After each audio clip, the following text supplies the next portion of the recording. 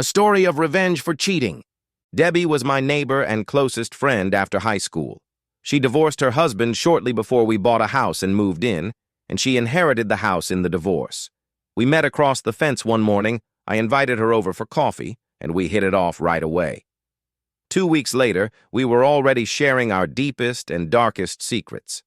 I knew about how she had caught her husband cheating, how she had forgiven him and taken him back, twice, before finally kicking him out.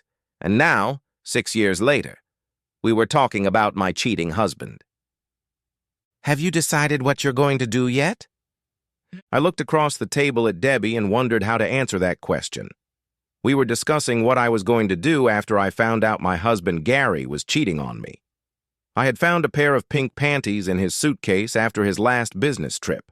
Being curious, I got out of bed after Gary fell asleep and went down to his home office.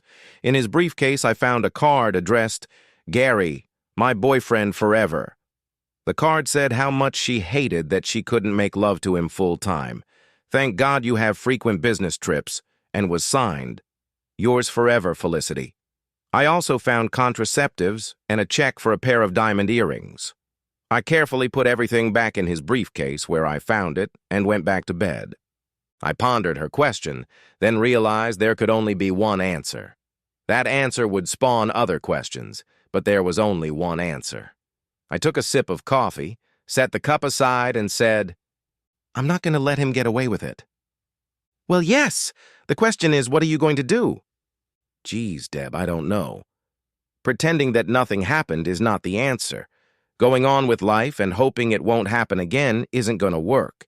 If I try that, he'll think he got away with it, and maybe he'll think he can do it again." "How do you know it's the first and only time?"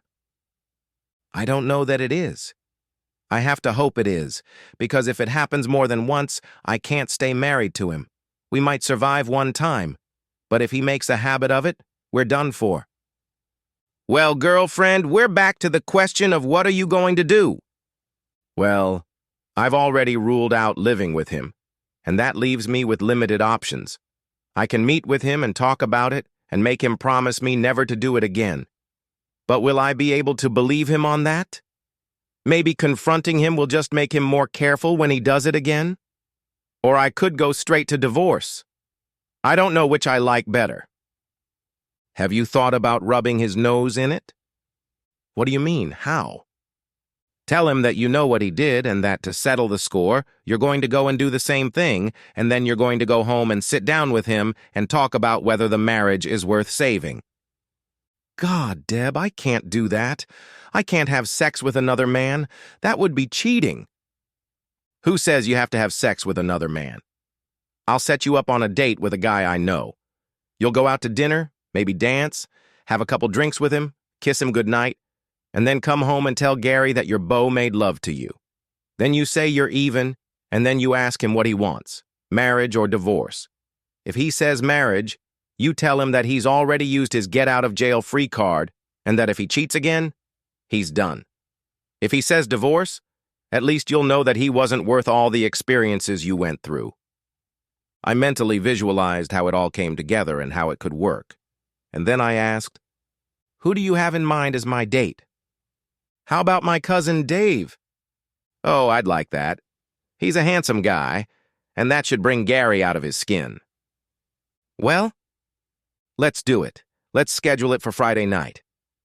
"When are you going to meet Gary?" "Tomorrow night. That will give him 2 days to think about it. It will also give him 2 days to work on you and convince you not to do it.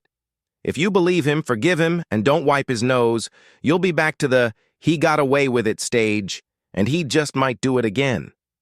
"You're right. What do you think I should do?" "Glad you asked. Here's what you should do." When Gary came home from work, I met him at the door, dressed in my take-me-to-bed outfit, high heels and a smile. I intended to make love to him to the point of exhaustion, to make him realize what he was missing. "What's the occasion?" he asked as I rose up on my toes to kiss him, my hands resting on his belt. "Today is National Wife's Day, so in keeping with the spirit of the holiday, I need to shake the brains out of you."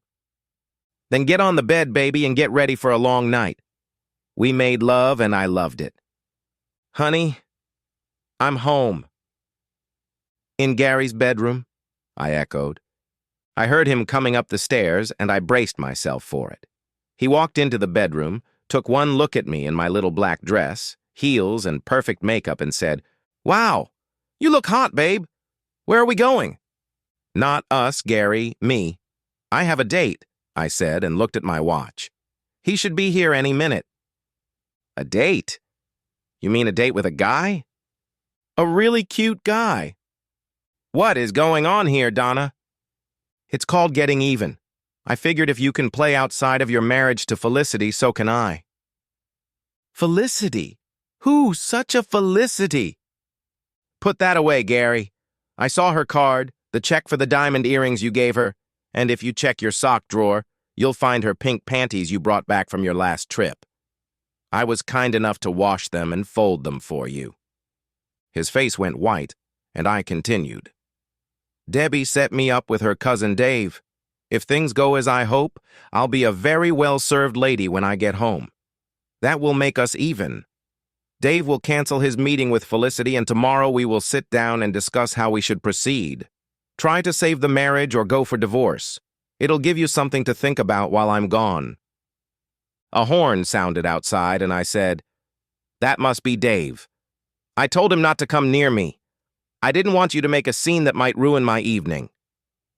I grabbed my purse off the dresser, turned to Gary, and said, "Don't wait up," and then headed out of the room, out of the house, and down the driveway to Dave's car. "Was there any trouble?" "No. It all went smoothly. I put a drug in her drink when she went to the bathroom. As soon as she started to pass out, I took her out like she was drunk and no one said a word. Put her on the couch.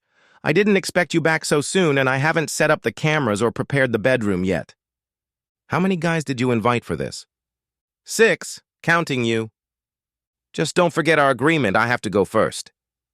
"Greedy little asshole," Debbie said as she entered the room. "Give me 5 minutes and then take her back to the bedroom. We'll undress her, spread her out, and then you can get started on her while we wait for the others." Gary left the room, and Dave watched him follow until he was out of sight, then turned to Debbie. "I don't know what you see in him, cousin. He sounds like a slug to me." "What can I say, Dave? Love is blind. He's the only one who makes my toes tingle when we make love." "I just don't understand him. He's an asshole. Look at what he's doing here. All he had to do was leave her. Just say sorry, but I found someone else, and walk away. But instead, he came up with this outrageous plan to drug her, have sex on tape, and then dump her. That's the only way to get everything in the divorce. He sues, says he wants the house, doesn't want to pay child support, doesn't want to give her his pension or 401k, and tells her the whole world will see the video if she fights him. It still doesn't make sense. He doesn't need a house. He's going to live with you in yours. He wants to sell it, Dave. With his equity, he thinks he can get about $200,000. He's still an asshole.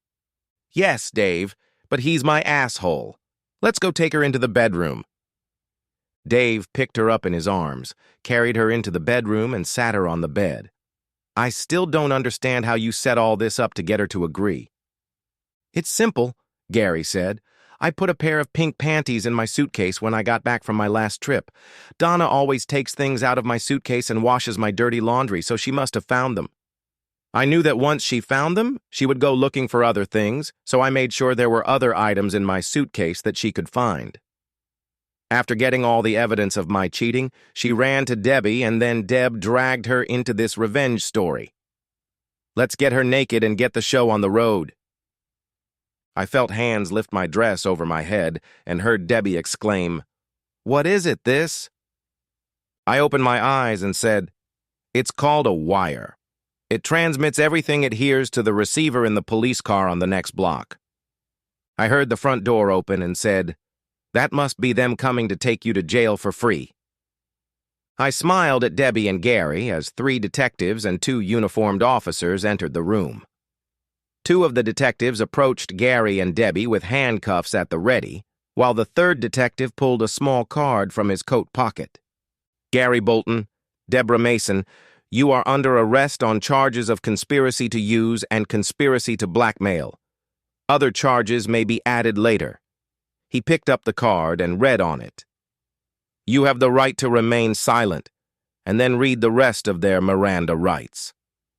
Gary shifted his gaze from me to Dave and then back to me with a stunned expression on his face. Dave is not going with you. He's cooperating with the police on this case. And Debbie, honey, I really hope you have a lot of equity in your home. It will be much easier for me to collect on your debt when I sue you for alienation of affection. As the two of them were being led out of the house, I said, Don't worry, Gary. I'll call work first thing in the morning. Let them know where you are and that you may be gone for a while. I watched from the door as Gary and Debbie loaded into the back of two different police cars, then turned to Dave. Do you know who Gary invited to my party? Steve, Al, Sam, Mark, and Mark's brother. Mark's brother? I haven't had sex with him yet. What time did you tell them to be here? Gary had set it for 10, but I called them back and told them the time had been moved to 11 to give the cops time to do their thing and leave. I looked at my watch and saw that it was already 10 to 10. We have an hour before they get here. You want to loosen me up a little for them? Sure. First, let me take the cameras off and put them away. No, leave them there. I want to record tonight, and when the divorce is final and Gary gets out of jail, I'll send him a copy. You can be a mean little fool, can't you? Honey, if I wasn't an evil little fool, you and your friends wouldn't have made love to me for the last 3 years. You're lucky they came to me with their plan. Luck had nothing to do with it, honey. I started having sex with you and your friends 3 years ago to get even with Gary when I found out he was making love to Debbie.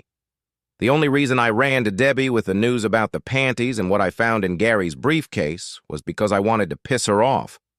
I wanted to rub her nose in the fact that Gary was sleeping with some other cheating woman. I watched her eyes when I told her about it, and she took it all too calmly. When she came up with her revenge plan, I realized the two of them were up to something. If she hadn't suggested you, I definitely would have. Come on, baby. All these plots and counterplots are really turning me on. Let's make love. The end. Subscribe to my channel. Thank you.